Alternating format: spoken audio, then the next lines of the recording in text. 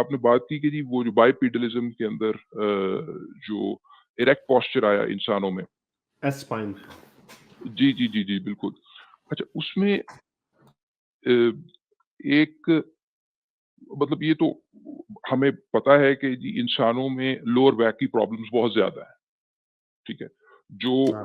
वो जो डिस्क की हर्निएशन होती है जिसको हम आम अल्फाज में स्लिप डिस्क कहते हैं, मैंने पहले भी कई दफ़ा ज़िक्र किया है। वो शोल्डर और नेक की पेन जो है, ये भी हम चूंकि बीच में से गुजर रहे हैं, पूरा हमारी एवोल्यूशन सही अभी एक सफर से गुजर रही है। That's one of the biggest proofs of that. जी। जी, जी, जी, जी, बिल्कुल, बिल्कुल। तो ये जो आपकी ख़ास तौर पे लोअर बैक के अंदर तो इतनी कॉमन है ये और प्रिसाइज़ली इस वजह से कि भई हम इरेक्ट पोस्चर के लिए बिल्कुल भी ये इवॉल्व नहीं हुई हुई। तो इस चीज़ को कहा जाता था एंसेस्ट्रल शेप हाइपोथेसिस कि हमारी जो बैक की जो शेप है और जो इंडिविजुअल वर्टेब्रास हैं, उनकी जो शेप है वो एंसेस्टर से मिलती है। तो मैंने रिसेंटली एक पेपर देखा था, वो उसको मैं बिल्कुल इन 30 सेकंड समराइज़ कर देता हूँ। उसमें उन्होंने इस एंसेस्ट्रल शेप हाइपोथेसिस को ऑलमोस्ट कन्फर्म कर दिया। उन्होंने एनालिसिस क्या किया, बड़ा इंटरेस्टिंग एनालिसिस था कि उन्होंने ये जो आपके इंडिविजुअल वर्टेब्रा है और वर्टेब्रा से मुराद वो जो इंडिविजुअल मोहरे हैं आपके सेगमेंट्स जो हैं आपकी बैकबोन के, उनका शेप एनालिसिस किया है इंसानों में, ओरंगुटैन्स में, चिंपैंजीज़ में, बाकी प्राइमेट्स में। तो जिन इंसानों में ये बैक प्रॉब्लम्स डिस्क हर्निएशन की, स्लिप डिस्क की हैं, उनकी वर्टेब्रा की जो शेप है, वो इन बाकी इंसानों में जिनमें नहीं होती, उनसे कम मिलती है, मगर प्राइमेट्स की शेप से ज़्यादा मिलती है। यानी वो इंसान जिनमें जो ज़्यादा प्रोन हैं ये लोअर बैक इंजरीज़ के लिए और स्लिप डिस्क के लिए, उनकी वर्टेब्रा की जो शेप है, वो ओरंगुटैन्स और बाकी प्राइमेट्स से ज़्यादा मिलती है। निगरा, आप जी। बदकिस्मती कहूँगा, मैं भी मौजूद हूँ और मेरा यही प्रॉब्लम है। मेरा जो एक्सरे में ना मेरे शेप नॉर्मल नहीं है कमर का, तो उसी वजह से डॉक्टर ने कहा कि आपके मेरे बैक प्रॉब्लम रहता है। तो I am the witness my self कि मेरी जो बैक का जो जब उन्होंने एक्सरे लिया था ना, तो उन्होंने कहा था आपका स्ट्रेट थोड़ा सा नहीं आ रहा, कर्व जा रहा है, जिससे आपको पेन होता है। हमारी ये फैमिली प्रॉब्लम है। तो स्कोलियोसिस इसी को कहते हैं मेरा ख्याल। हाँ जी, स्कोलियोसिस तो ये ओवरऑल शेप है ना, जो स्पाइन की जो शेप है, जो मैं जिसकी तरफ रेफरेंस दे रहा था वो इंडिविजुअल जो ये मोहरे लगे हुए हैं उनके क्रॉस सेक्शन की शेप है। आप समझे छोटे-छोटे टुकड़े हैं ना, तो उनकी अपनी भी एक शेप है। तो ये बहरहाल ये एक मसला है। इसमें और एक इंटरेस्टिंग फैक्ट ये है कि चूँकि एवोल्यूशनरी पास्ट में जब आप क्वाड्रूपेड हैं, तो उस वक़्त तो ये जो आपकी बैकबोन है, जो हमें वर्टिकल नज़र आ रही है, वो हॉरिज़ॉन्टल होगी, वो ज़मीन के पैरेलल है। तो इसको नीचे की तरफ सपोर्ट चाहिए, ग्रेविटी की वज़ह से नीचे की तरफ सपोर्ट चाहिए। तो इसकी नीचे के जो मसल्स हैं ना, वो बड़े स्ट्रॉन्ग हैं, चूँकि उनको सपोर्ट चाहिए कि गिर ना जाए नीचे और उसकी ऊपर की साइड पे कोई सपोर्ट है ही नहीं, वो ऑलमोस्ट एक्सपोज़्ड है। मतलब जब एक जानवर चल रहा होता है, एक कोई 4 पाँवों पे चलने वाला जानवर, वो आप देखेंगे कि उसकी बैकबोन की जो ऊपर वाली साइड है, उस पर तो कोई सपोर्ट चाहिए नहीं ना, मतलब नीचे की तरफ चाहिए क्योंकि नीचे की तरफ गिरने का चांस है ज़्यादा। तो वो बड़े स्ट्रॉन्ग मसल्स निचली साइड पे डेवलप किए हुए हैं। अब आप हमारे अंदर देखें, जब आप खड़े हो जाते हैं, तो वो जो निचली वाली साइड है, वो आगे की तरफ आ जाती है। जो निचली वाली साइड है, दूसरे जानवरों में वो आगे की तरफ आ जाती है और जो ऊपर वाली साइड है, वो पीछे की तरफ चली जाती है हमारे।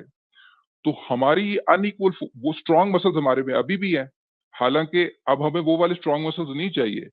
तो जो जो डिस्क स्लिप करती है ना, उनकी डायरेक्शन स्टैटिस्टिकली ज़्यादा पीछे की तरफ होती है because of these unequal forces. जो ये हमने असल में वो सपोर्ट के लिए मसल इवॉल्व किए थे, वो अब हमें उल्टा क्या कहते हैं मसला क्रिएट कर रहे हैं। तो अब इससे ज़्यादा हम एवोल्यूशन के बारे में और क्या मतलब कह सकते हैं। या वाह। तो हाँ, छोटी-छोटी चीज़ें ये छोटी-छोटी बड़ी चीज़ें अच्छी। हैं। हाँ, ये बड़े अच्छे तरीके से आपने एक्सप्लेन किया, क्योंकि ये तो हम अक्सर सुनते रहे हैं, पढ़ते भी रहे हैं कि हाँ जी, ये जो नेक और बैक पेन्स जो हैं, ये उसकी वजह यही है कि हमारे ये बाइपेडलिज्म जो है, ऑब्लिगेट बाइपेडलिज्म जो है, ये बड़ा न्यू फिनोमेना है। इसलिए हमारी पूरी, जो कई लोग कहते हैं ना अब क्यों नहीं हमारी एवोल्यूशन हो रही, ये एवोल्यूशन से ही हम गुजर रहे हैं। लेकिन वो ऐसे नहीं होगा कि कल बच्चा पैदा होगा तो उसकी स्पाइन जो होगी ना बिल्कुल सही, बिल्कुल स्ट्रेट होगी, बिल्कुल ठीक होगी, और उसके मसल्स जो होंगे उसी के हिसाब से होंगे। इसको भी परफेक्ट होने में, इफ अगर और मुहर्रिकात नहीं बदलते, तो इसको परफेक्ट होने में भी 1,00,000 से 2,00,000 साल अगर कोई लग जाए, फिर हमें शायद कुछ छोटा सा चेंज नजर आए, even that subject to random mutations. और हारिस, इसमें एक और चीज भी इम्पोर्टेंट है कि अगर ये हिंडर नहीं कर रही हमारी प्रोक्रिएशन पे, तो फिर इसके बदलने के चांसेस वैसे ही कम है, क्योंकि वो फिर फिल्टर आउट नहीं होती ना वो, अगर कोई प्रॉब्लम हो तो अगर हम उससे पहले, ये डेवलप होने से पहले ही हम आगे बच्चे पैदा कर रहे हैं, तो वो चीज फिर आगे भी ट्रांसफर होती रहेगी। Very nice. यस, बड़े ये जबरदस्त बहुत पॉइंट है इंपॉर्टेंट कि पॉइंट है। एवोल्यूशन बैक पे नहीं जाता ना, एवोल्यूशन अपने आप को रेट्रो नहीं करता, वो आगे की तरफ जा रहा होता है, राइट? तो अच्छा और ये होना इसलिए मुश्किल है हमारी एवोल्यूशन को, इवन दो हमारे पास 2,00,000 साल बाद हम आके ये नहीं कह सकते इन मौलवियों को देखा, ये होने के चांसेस इसलिए भी कम है क्योंकि अब हम लोग इस वजह से किसी से शादी नहीं करते। कुछ हमारे ट्रेड्स रहते हैं फॉर सेक्सुअल रिप्रोडक्शन के, मर्द लंबा ताजा है, ऊंचा लंबा है, हेल्दी है, उसी तरह जो गुजार भाई ने बताया बिग बट्स वगैरह, यू नो, ये सर्टन एवोल्यूशनरी साइकोलॉजी के हिस्से तो हैं, लेकिन हम ऐसे नहीं करेंगे यार उसकी कमर में बड़ी दर्द रहती है तो मैंने उससे बच्चे पैदा नहीं करना या उसको अक्ल की दाढ़ नहीं निकली तो इसलिए मैंने उससे बच्चे पैदा नहीं करने। सो जो हमारे जो सिलेक्शन के जो प्रेशर्स है ना, जो नेचुरल ट्रेट्स के ऊपर जो डिपेंड करते हैं, वो बड़े कम हो गए हैं। जी जी। अच्छा, स्टोइक की जो बात थी उसमें एक छोटा सा एक और उसका फॉलो अप, वो ये कि ना सिर्फ ये कि वो अगर प्रोक्रिएशन के ऊपर कोई नेगेटिव इफेक्ट नहीं कर रहा तो वो उस पर कोई नेगेटिव प्रेशर नहीं है टू बी सिलेक्टेड आउट, उल्टा दूसरी तरफ दिमाग की डेवलपमेंट की वजह से इंसान अगर इसका इलाज निकाल सकता है फिर भी ये सिलेक्ट आउट नहीं होगी। अगर जिन प्रॉब्लम्स का कोई आप इलाज निकाल सकते हैं और उनको सॉल्व कर सकते हैं तो उसकी वजह से भी उनकी जीन्स जो है वो पॉपुलेशन में फिरती रहेंगी, वो एलिमिनेट नहीं होंगी। ये भी एक पॉइंट है। और दूसरा, हमें पता है ऑलरेडी ये जो वेरिएशन है even in our human population, सारों की स्पाइन एक जैसी नहीं है, वेरिएशन ऑलरेडी हो चुकी है। कुछ देयर इज अ सेगमेंट जो कि ऑलमोस्ट इम्यून है टू बैक इंजरीज, जिसकी ये वर्टिब्रा की शक्ल जो है वो जरा मुख्तलिफ हो चुकी हुई है। वो कैसे हो गई? और मतलब ऑलरेडी ये एवोल्यूशन ऑलमोस्ट हो चुकी हुई है, ये हम देख रहे हैं।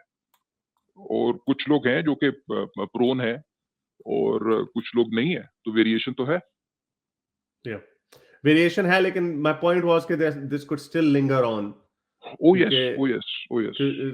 ये ऐसे अगर हम फैसला कर लें कि अक्ल दाढ़ जीन को हमने खत्म करना, तो सिर्फ अक्ल दाढ़ जिनकी नहीं निकलती है उन्हीं की आपस में शादियां हो, so then you're more likely to totally get rid of this अक्ल दाढ़। But again we rely on slow evolution process, लेकिन खैर वो selective selection हो जाएगी, artificial selection हो जाएगी। Anyway, चले, I think let's move on from this। बहुत शुक्रिया आपका सर।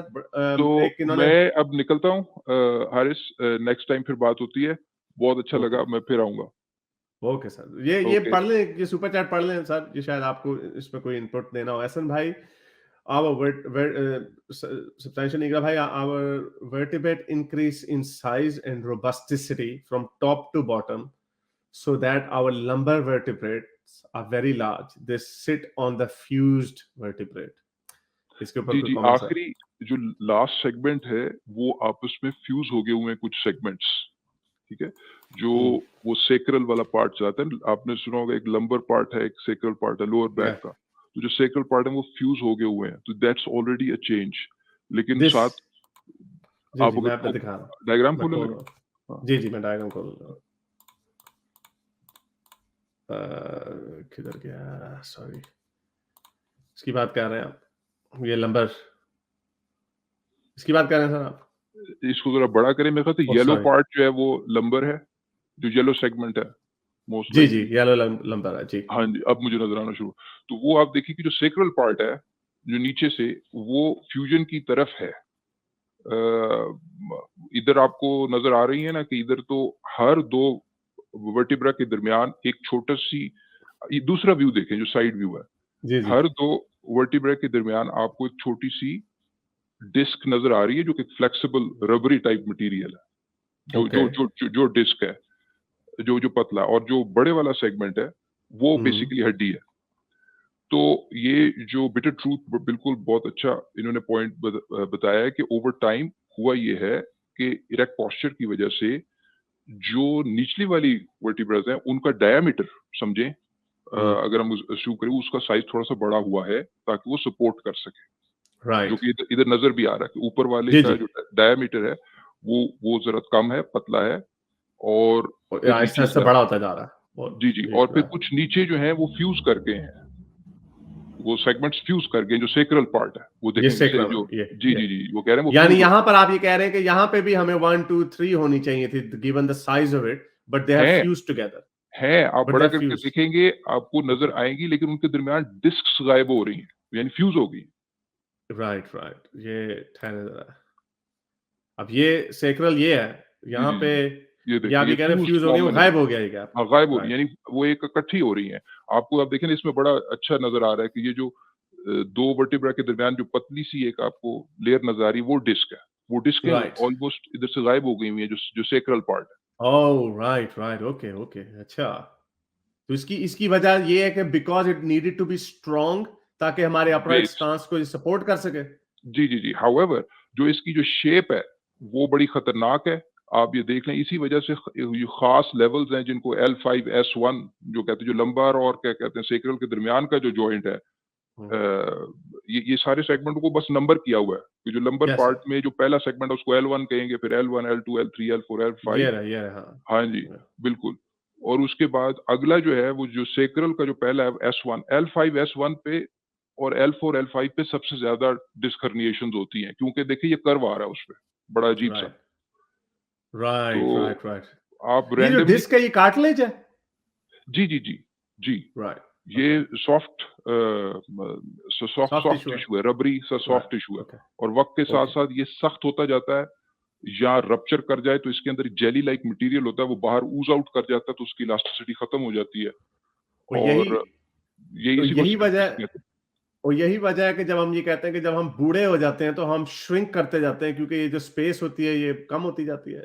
एग्जैक्टली जो Right. हाइट में जो हाइट कम होना, वो आपकी डिस्क अगर डेड हो रही है, एक डिस्क आपकी वक्त के साथ साथ ऑलमोस्ट डेड होती जाती हैं, डिस्क तक न्यूट्रिएंट्स पहुंचना बड़ा मुश्किल होता है। राइट। तो बहरहाल आप देख लें कि L5 S1 पे क्यों सबसे ज्यादा प्रॉब्लम्स इस लेवल पर होती हैं, उस यानी फिजिक्स बता रही है आपको कि इधर ही मसाइल होने चाहिए। राइट, क्योंकि सारा I have weight same thing, MRI के जरूर यही मेरा भी आया था कि जो डिस्टेंस है ना उसमें वो जेली आप कह रहे हैं कम हो जाता है, तो वो पेन करता है जब आप ज्यादा यूज करते हैं, जब वॉक करते हैं। तो मैं तो इसको अपने से रिलेट कर रहा हूँ कि दैट इज एवोल्यूशन। तो अब मैं परेशान नहीं होगा। आपका एवोल्यूशन।